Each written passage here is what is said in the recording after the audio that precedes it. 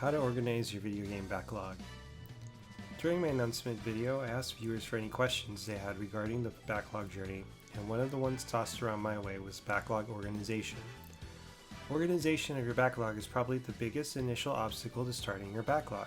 Attempting the backlog without some sort of list or plan can make the whole ordeal seem even more impossible, and result in choice fatigue or analysis paralysis. My first suggestion is to take stock of each game you have in every forum in your backlog.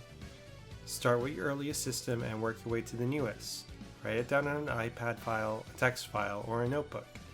Then put these titles into a spreadsheet or something that can sort your list in alphabetical order.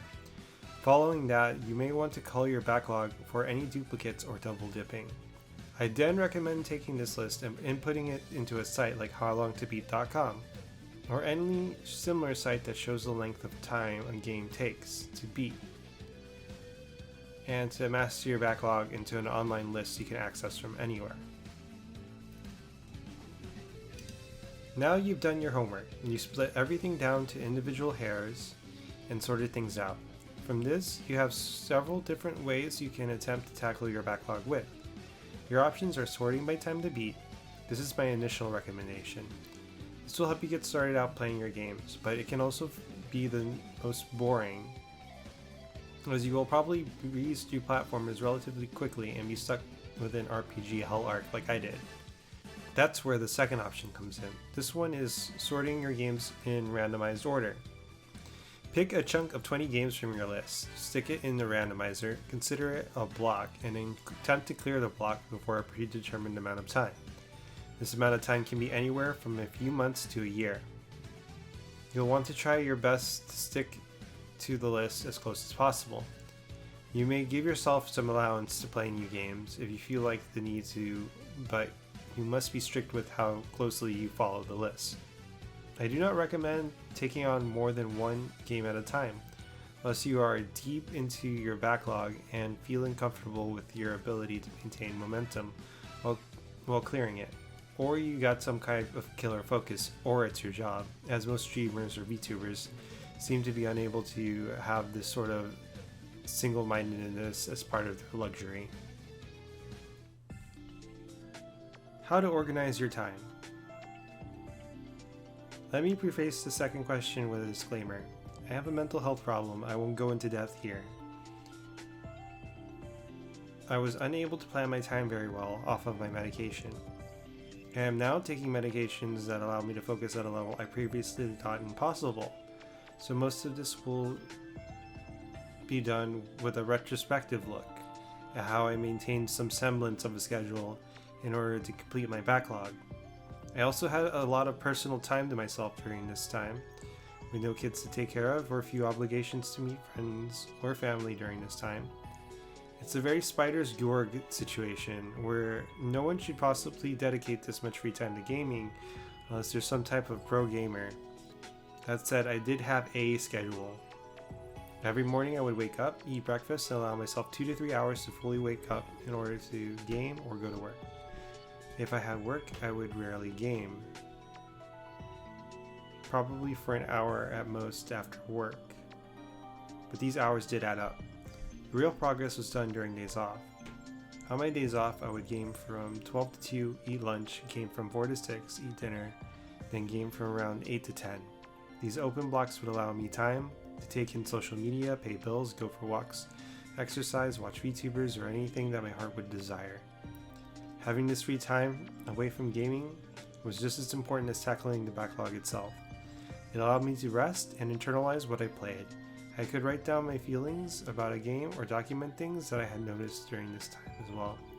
I believe that this 2-hour block method is the optimal way to organize time.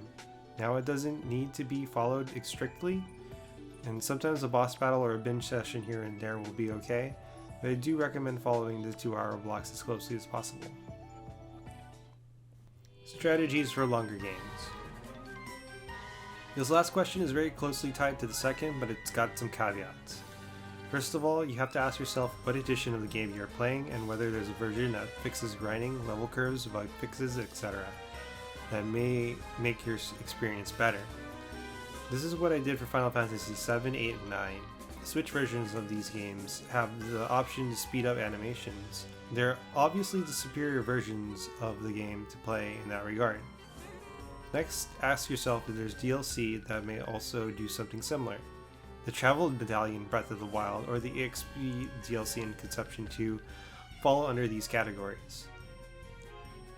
Are there ways to cheese the game? Or do you want to play it as faithfully as possible? Both of these are valid ways to go about playing a game, as long as you're having fun. Don't let me or anyone tell you otherwise, but looking for small things like these will help with longer games. For example, I abused the heck out of the Pokejobs in Digimon Farm, and these put me in a better situation than if I had ignored these features. These are something considered resting bonuses, very similar to the resting bonus featured in The World Ends With You, in some ways.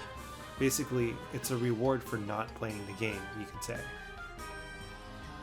Second strat is to plan out how much you're willing to engage with the game. Do you just want to get one ending, or are you going for both the good ending and bad endings?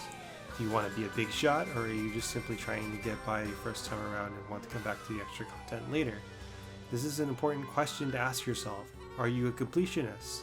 How much time is going to set you back? More importantly, what's your goal? Are you trying to get past your backlog, or did you buy this game because of an obscure thing that requires a certain amount of chroma in order to progress through the game because your friend told you about this one secret character that only comes out in this one map that you'll definitely fall in love with, but will definitely send you back another X-teen amount of hours to the nth power before you get to them because you have to grind all the way to get there. But your secret waifu husbando to be was something your friend hinted at. So that's why you bought the game in the first place. Only to not touch it? You're thinking to yourself, Zeta Sons of Digits, grab a chair, because we've all been there at some point. You'll definitely want to pick the class of your playthrough: casual, elite, secret character, genocide route, collector, completionist, or anything in between that accurately describes your playstyle for any or all games. Sometimes that won't come to you until you're already neck deep in the sauce, desperately trying to find every corrupted Tinkerbat or Strawberry just because you felt like it at the time, and that's okay. With that out of the way, you're still looking at a 100-hour game with extra content, right? Well, the next thing to do is to check howlongtobeat.com and find out how long the main campaign is. Skyrim is notoriously short, despite all the extra grinding you need to do for its main campaign. But let's say that you didn't put a dent in your playtime this time. It's the Xenoblade, or Disgaea, and you're still looking at about 60 hours or more. Well, guess you better strap in for the long haul. So how do we break down this inextricably long game? 60 hours is about 3 days, approximately. Less than 3 days. And if you're following my prescribed schedule, that means you're gaming for 6 hours a day optimally. Even following that, you would take about 10 days to play, and if you're like most adults with a full-time job, that means you're gaming for only an entire month or more for a single game, with 2 days off a week. How does that add up to 24 games in a year? How will I ever compete with you? I hear you say. My friend, you do not have to hold yourself to my standards. But you will feel better about yourself if you don't stress yourself out so much about gaming every single waking moment of every single day.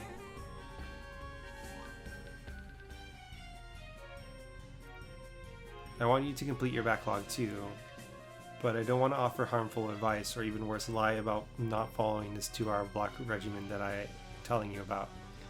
I did binge game every now and then, but not so much that it stressed me out. Please attempt this sparingly.